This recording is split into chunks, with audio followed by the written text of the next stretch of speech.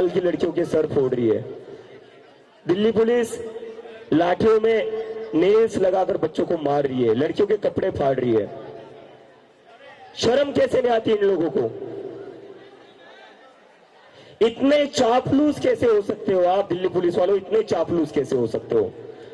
बहुत बड़े बड़े चापलूस देखे मैंने, लेकिन दिल्ली पुलिस जितने बड़े चापलूस नहीं देखे। चापलूसी की सारी हदें पार कर दी है इन्होंने। थोड़ी तो शर्म कर लीजिए, थोड़ा तो लिहाज कर लीजिए, अपना नहीं तो कम से कम अपनी वर्दी का तो लिहाज कर लीजिए। और अगर बीजेपी के नेताओं की इतनी ही चापलूसी करनी है तो वर्दी उतार दीजिए, बीजेपी के हेडक्वार्टर पर जाकर कहना शुरू कर दीजिए मैं भी चौकीदार। उससे ज्यादा आपकी वैल्यू नहीं है, आप उसी लायक हो, उससे ज्यादा आपकी वैल्यू नहीं है। जितने भी दिल्ली पुलिस के बड़े बड़े अफसर हैं उनके तो चेहरे देखकर ही मुझे घिन आने लगी है। ये दरिंदे कैसे मार सकते हैं छोटी छोटी बच्चियों को? और उसके बाद भी इनका मन नहीं भरा है, अभी भी लाठीचार्ज कर रहे हैं पूरी दिल्ली में, अभी भी टीयर गैस डाल रहे, अभी भी स्टूडेंट्स को डिटेन कर रहे हैं, निजामुद्दीन के पास डिटेन कर रहे, बदरपुर के पास डिटेन कर रहे, पुरानी दिल्ली में डिटेन कर रहे। क्या मिल रहा है आपको? सारे आपने क्रिमिनल्स पकड़ लिए क्या पूरे देश में? दिल्ली में जितने क्रिमिनल्स है सबको पकड़ लिया आपने?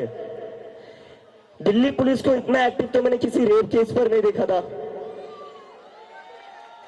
जब बात आती है हमारी बहन बेटियों की सुरक्षा की, तब तो दिल्ली पुलिस वाले अपने ऑफिस में चाय पीते बैठे रहते, हिलते नहीं अपने ऑफिस से। और जब कोई लड़की एफआईआर करवाने जाती है तो कहते हैं ये मामला इस थाने का नहीं, ये उस थाने का है।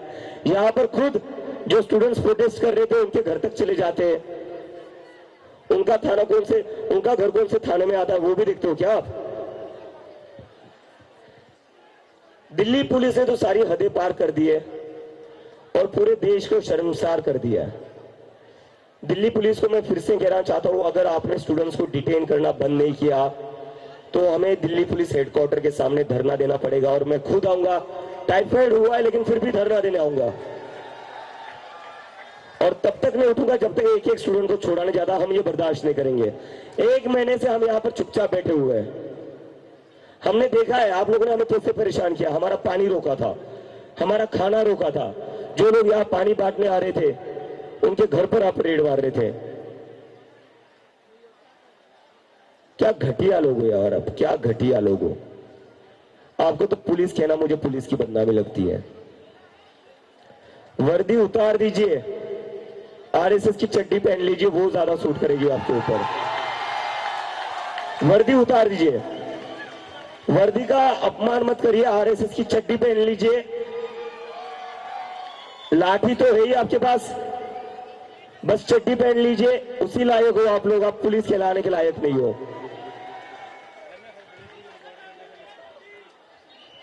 और आज फिर से मीटिंग के लिए बुलाया है हमारे डेलीगेशन को जेपी नड्डा जी ने, सरकार ने।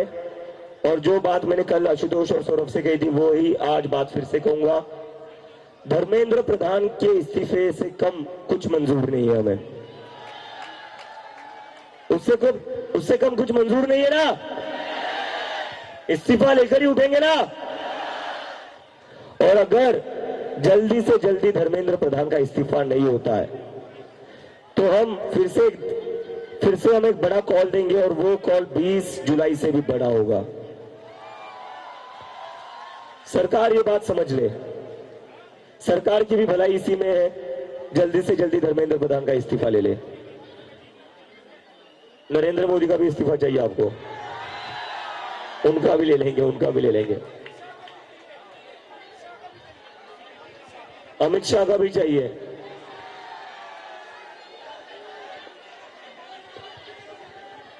कोई बात नहीं, एक ही चाय की टपरी फिर से खुलवा देंगे, उसके बगल में दूसरे का समोसे का ठेला खुलवा देंगे और फिर वहां पर राघव चड्ढा को खड़ा कर देंगे। बोलते रहिए 10 रुपए में चाय समोसा, राघव चड्ढा चाय समोसे बेच देगा।